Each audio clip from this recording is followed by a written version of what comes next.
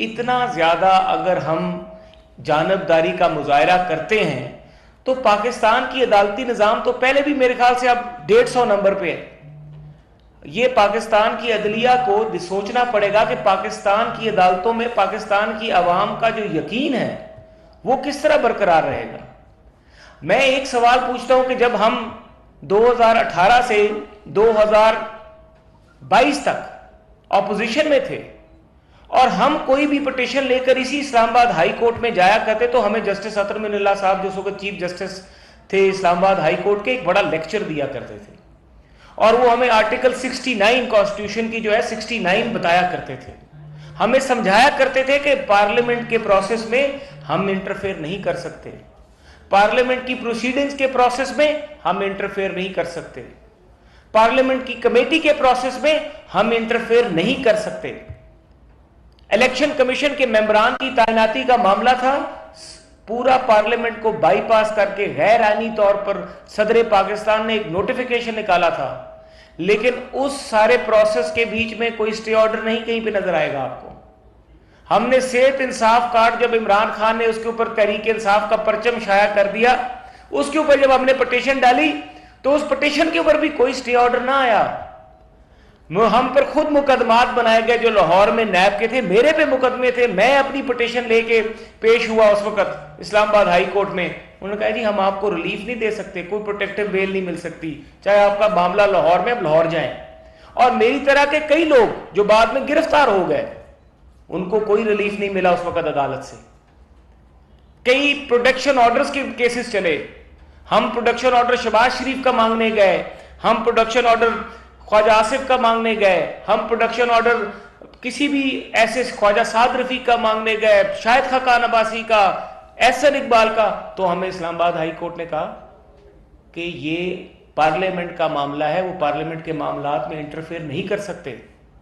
تو آج کیا اسلام آباد ہائی کورٹ کے وہ ججز جسٹس اطہر من اللہ کا جو وہ فیصلہ ہے اس کو نظر انداز کر رہے ہیں کہ جب ماضی میں 2018 سے 22 کے بیچ میں ہم روتے بلکتے چیختے جاتے تھے ان ججز کے پاس کہ ہم سے زیادتی ہو رہی ہے, رانا ثناء اللہ کے اوپر 15 کلو ہیروئن ڈال دی گئی ہے, اس کا جج واٹس ایپ گروپ کے واٹس ایپ میسج کے ذریعے ٹرائل کورٹ کا جج تبدیل کیا جا رہا ہے, تو اس وقت تو چیف جسٹس نے سو موٹو نہیں لیا.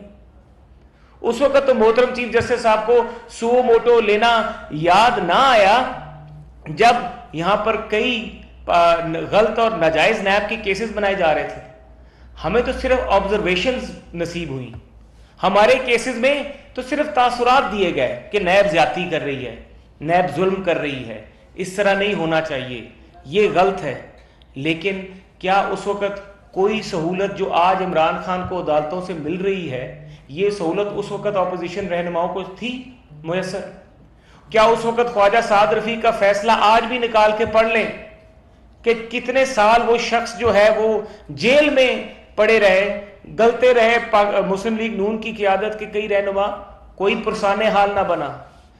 2 سال 2.5 سال 3 سال کی جب جیل کاٹنے کے بعد وہ جاتے سپریم کورٹ میں مقدمہ جاتا تو سپریم کورٹ کہتی نیب زیادتی کر رہی ہے, نیب قانون کو تبدیل ہونا چاہیے. لیکن اس سے زیادہ نہیں کہ ایک شخص کی آپ نے زندگی کے 3 سال جیل میں لگا دیے, اس کی زندگی تباہ و برباد ہو گئی, لیکن اس وقت تو سو موٹو لینا یاد نہیں آیا. اور یہاں پر ایک دن کے لیے ایک شخص پولیس لائن میں بیٹھا تو پورے پاکستان کا عدالتی نظام جو ہے اس میں زلزلہ آ گیا. یہ کیسا انصاف ہے؟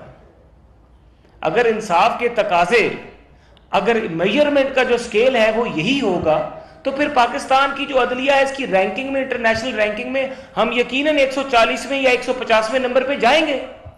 کہ اگر ہماری جو منصفی ہے اس میں بیلنس نہیں نظر آئے گا, اگر ہماری منصفی میں 2023 میں پارلیمانی کارروائی کی کمیٹیوں کے اوپر سٹے آرڈر دیے جائیں گے اور 2018-19 میں پارلیمانی کارروائی اور کے اوپر عدالتیں ہاتھ اٹھا دیں گی اور کہیں گے کہ ہم انٹرفیئر نہیں کر سکتے, تو یہ دوہرا معیار نہیں ہے. اگر اس طریقے سے توشہ خانہ کیس کو آپ دیکھ لیں کہ توشہ خانہ کیس میں ایک جج کو, ظفر اقبال کو, کس طریقے سے کلیپس کرایا گیا.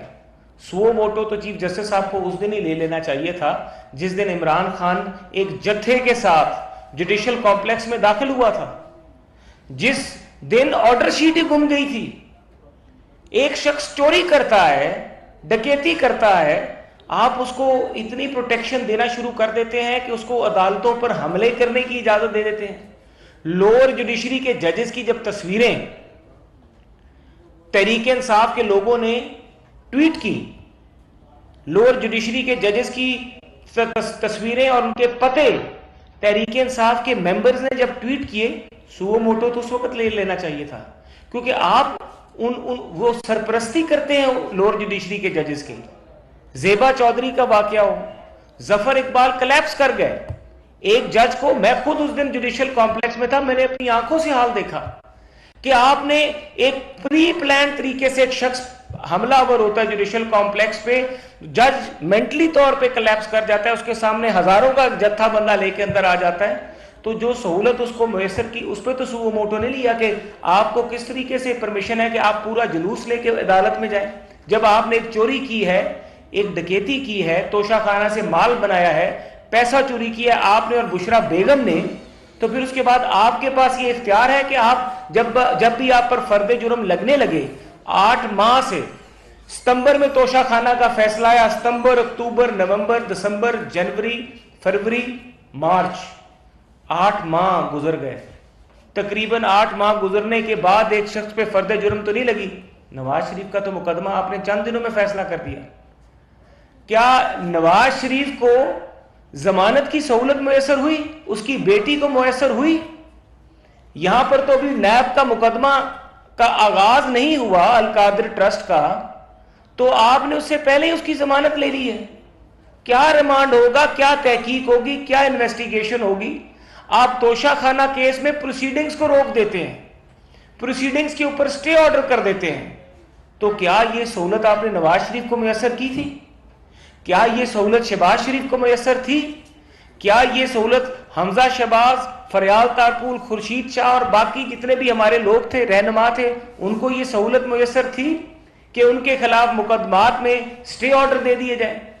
جج بشیر صاحب کے اوپر تو مانیٹرنگ جج بٹھایا گیا تھا، اور ثاقب نثار کی اب تو ریکارڈنگز منہ بولتا ثبوت ہے، بلکہ ایڈمیشن ہے کہ کس طریقے سے نواز شریف صاحب کے خلاف فیصلہ کرایا گیا.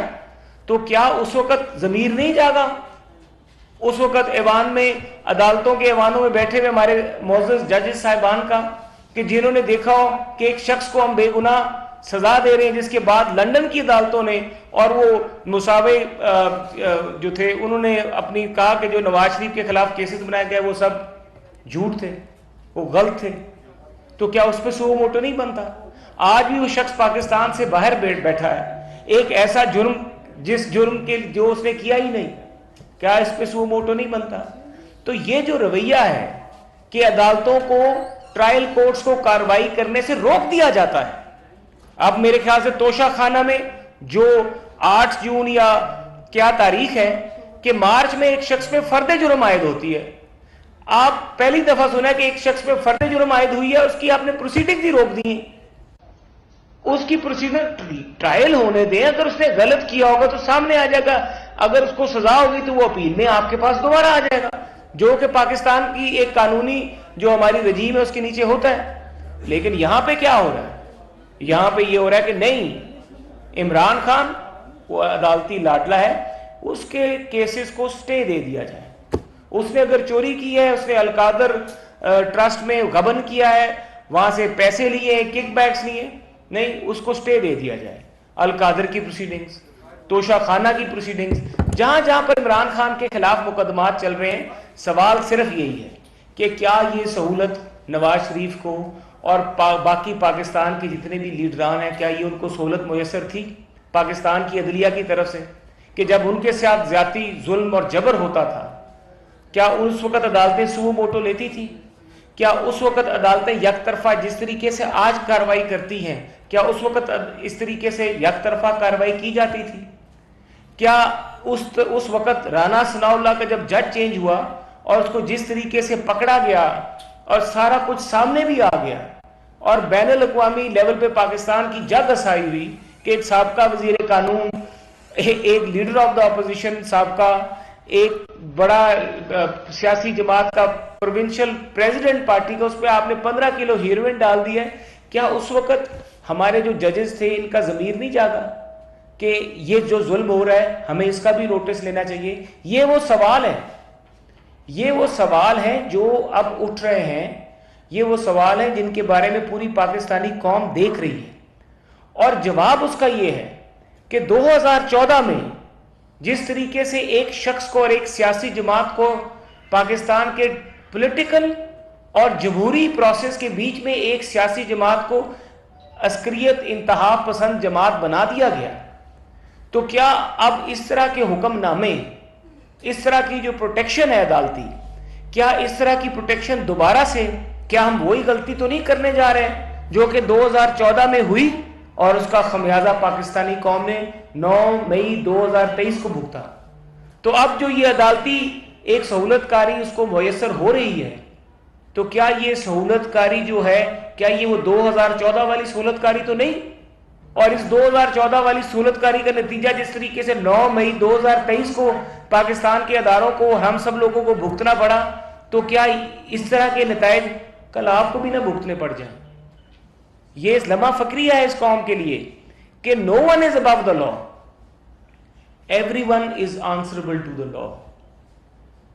Even if it is the Prime Minister or a person walking on the street in Pakistan, he is answerable to the law.